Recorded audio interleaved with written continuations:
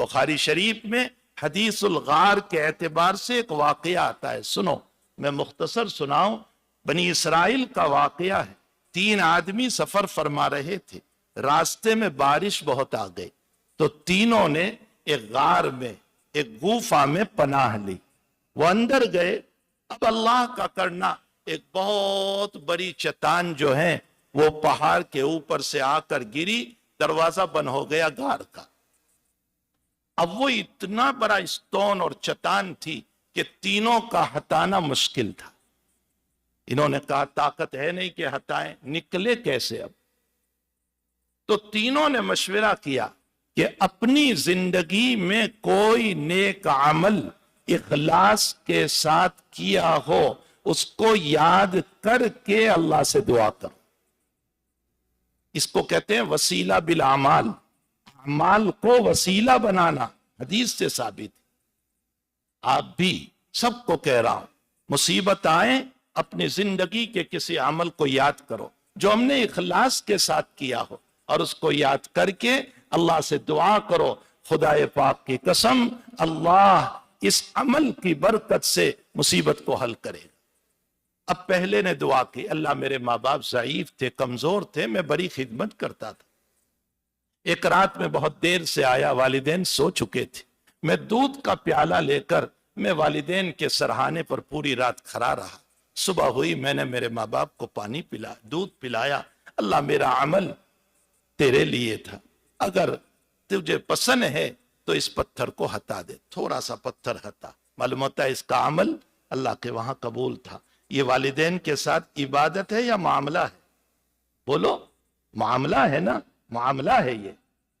دوسرے نے کہا میری چچازاد بہن غریب تھی، مجھ سے قرض مانگتی تھی، لیکن میں غلط شرط رکھتا تھا کہ مجھے منہ کالا کرنے دے، وہ منع کرتی تھی، وہ شریف تھی، باعزت تھی، عصمت و عفت والی۔ ایک مرتبہ مجبور ہو گئی، اس نے مجھ سے کہا قرض دے، میں نے وہی شرط رکھی، اس نے مجبوری میں میری شرط قبول کر لی۔ میں جب اس کے قریب پہنچا، کپڑے اتر چکے تھے، اس بہن کی زبان سے، جو کزن تھی، بہن کی زبان سے جملہ نکلا، اتق اللہ، اللہ سے ڈر، اللہ سے ڈر۔ اللہ تیرا نام آیا، بس میں وہاں سے اٹھ گیا، اٹھنا بڑا مشکل تھا لیکن تیرے نام پر اٹھ گیا۔ اللہ میرا عمل تجھے پسند ہو تو اس پتھر کو تو ہٹا دے، اور ہٹا۔ معلوم ہوتا ہے اس کا عمل اللہ کو محبوب تھا۔ یہ معاملہ ہوا نا، پیسوں کا معاملہ تھا۔ تیسرے نے کہا اللہ میں نے ایک مزدور کو مزدوری پر لیا، شام ہوئی، وہ مزدوری کو چھوڑ کر چلا گیا، میں نے بہت انتظار کیا، وہ نہیں آیا، تو میں نے اس کے پیسوں کو، تھوڑے سے تھے مزدوری میں نے اپنے کاروبار میں اس کو لگایا، پارٹنر بنا لیا، یہاں تک کہ اس کو نفع ہوا۔ ایک وقت کے بعد وہ آیا، کہا میری مزدوری، میں نے کہا یہ سارا مال تیرا ہے لے جا، اس نے کہا تھوڑی سی تھی، میں نے کہا میں نے تیری خیر خواہی کی اور تیرا مال مزدوری میں پارٹنر میں لگایا، یہ سب تجھے نفع ہوا ہے، اللہ میرا عمل تجھے پسند ہو، اس پتھر کو ہٹا دے۔